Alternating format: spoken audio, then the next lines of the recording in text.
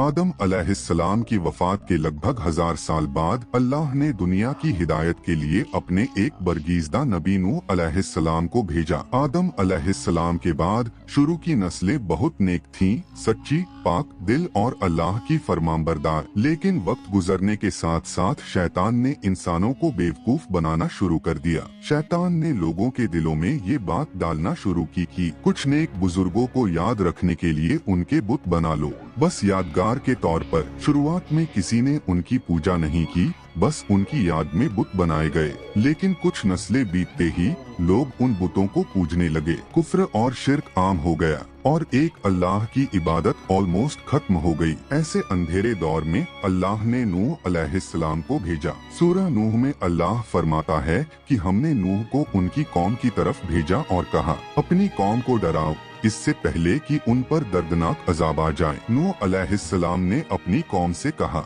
ए मेरी कौम, मैं तुम्हें खुलकर साफ साफ डराने वाला हूँ। अल्लाह की इबादत करो, उसी से डरो और मेरी बात मानो। वो रात दिन लोगों तक दावत पहुँचाते, कभी लोगों के घरों में जाकर, कभी मजमुओं में, कभी प्राइवेट, कभी पब्लिक। लेकिन 950 साल गुजर गए और सिर्फ कुछ लोग ही ईमान लाए। कौम उनका मजाक उड़ाती, ताने मारती। अगर तुम सच्चे हो तो वो अजाब ले आओ जिसकी बातें करते हो। साल दर साल लोग गुमराही में और आगे बढ़ते गए। नूह अलैहिस्सलाम की तकलीफ बढ़ती गई और एक वक्त ऐसा आया कि अल्लाह ने वही भेजी, अब तुम्हारी कौम में से जो ईमान ला चुके बस वही लाएंगे, बाकी कोई ईमान नहीं लाएगा। अब नूह अलैहिस्सलाम समझ गए कि अब हिदायत का दरवाजा बंद हो चुका है। उन्होंने दुखी दिल से दुआ की, ऐ मेरे रब, जमीन पर किसी काफिर को जिंदा न छोड़ और मोमिन मर्द औरत को बख्श दे। अल्लाह ने वही की कि एक बहुत बड़ी कश्ती बनाओ। नूह अलैहिस्सलाम को पता नहीं था कि इतनी बड़ी कश्ती कैसे बनेगी, तो अल्लाह ने जिब्रील अलैहिस्सलाम को मदद के लिए भेजा। वो पहाड़ पर रहते थे, न पास में दरख्त न पानी। उन्होंने खुद दरख्त लगाए,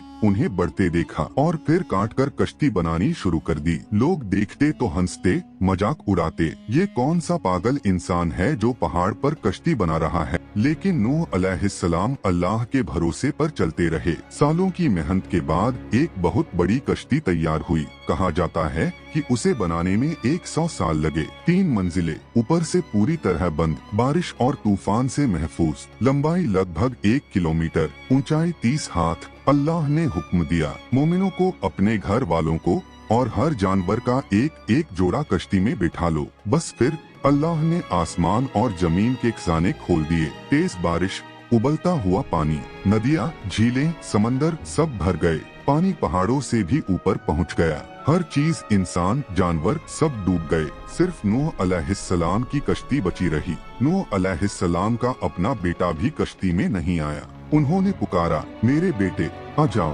काफिरों के साथ मत रहो। लेकिन उसने जवाब दिया, मैं पहाड़ की चोटी पर चला जाऊंगा, वो मुझे बचा लेगा। नूह अलैहिस्सलाम ने कहा, आज अल्लाह के हुक्म से कोई नहीं बच सकता। बाप और बेटे की ये बातचीत चल ही रही थी कि एक बड़ी लहर आई और उनके बेटे को निगल गई। नूह अलैहिस्सलाम की आंखों से आंसू बह निकले। उन्होंने कहा, मेरे रब, तूने तो वादा किया था कि मेरे घर वालों को बचाएगा। अल्लाह ने फरमाया, वो तुम्हारे अहल में से नहीं था, क्योंकि उसने कुफ्र को चुना और कुफ्र रिश्ते काट देता है। नूह अलैहिस्सलाम को अपनी गलती का एहसास हुआ और तौबा की, मेरे रब, मुझे माफ कर, मुझ पर रहम कर, वरना मैं घाटे में पड़ जाऊंगा। 6 महीने तक कश्ती पानी की लहरों पर चलती रही। आखिर अल्लाह ने जमीन को हुक्म दिया कि वो पानी निगल ले। धीरे धीरे सब कुछ खुश्क हो गया। कश्ती जाकर एक पहाड़ पर ठहर गई। आज इसे तुर्की में पाया जा चुका है। अल्लाह ने फरमाया, सलामती के साथ कश्ती से उतर जाओ, अब तुम पर और तुम्हारी आने वाली नस्लों पर बरकतें होंगी। और फिर दुनिया की सारी नस्लें नूह अलैहिस्सलाम के 3 बेटों साम, हाम और याफिस से फैली। तूफान के बाद नूह अलैहिस्सलाम 350 साल और जिए, फिर अल्लाह के पास लौट गए। कुरान कहता है, हमने नूह को पुकारते सुना और हम दुआ कबूल करने वालों में बेहतरीन हैं। आज भी उनकी कश्ती एक जिंदा निशानी की तरह मौजूद है, ये याद दिलाने के लिए कि अल्लाह का वादा सच्चा है और उसका अजाब जब आता है तो किसी चीज को छोड़ता नहीं।